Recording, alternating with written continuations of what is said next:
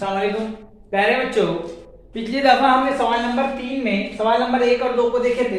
अब इसी तरह से सवाल नंबर 3 और 4 को देखेंगे।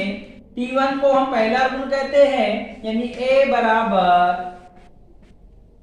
127, T2 माइनस T1, यानी आप मुश्तरिक फर्क मालूम करना है। ये T1, T2, T3, T4 इस तरह से आगे T5 आगे बढ़ते जाएंगे। T2 यानी कि 135 मनफी T1 127 बराबर हो जाएंगे। जब ये माइनस करेंगे तो बचेंगे 8।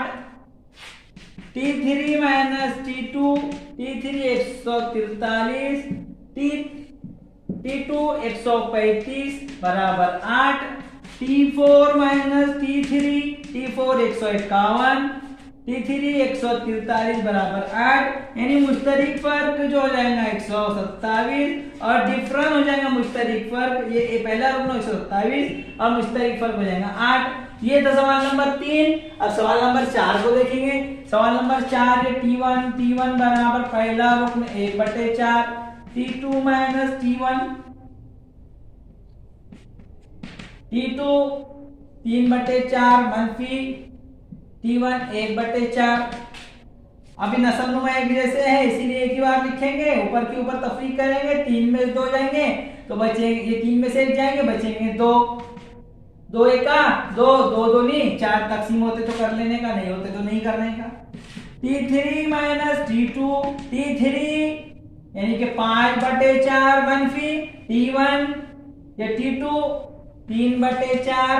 या नस्लनुमा एक जैसे एक ही बार लिखेंगे। 5 में से 3 गए बचेंगे 2, 2 एका 2, 2 दूनी 4, तकसीम होते तो करने का।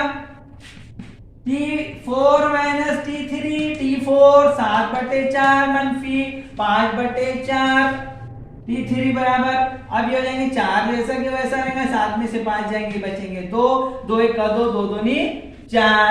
इसी तरह से मुश्तरिक फर्क जो आ रहा है वो 1/2 1/2 आ रहा है, यानी कि पहला रुकन जो हो जाएगा वो हो जाएगा 1/4 और मुश्तरिक फर्क यानी कि 1/2। ये थे सवाल नंबर 3 और सवाल नंबर 4। उम्मीद है कि आप अच्छी तरह से समझ गए होंगे। घर पर जितनी हो सके उतनी मशक कीजिए। खुदा हाफिज।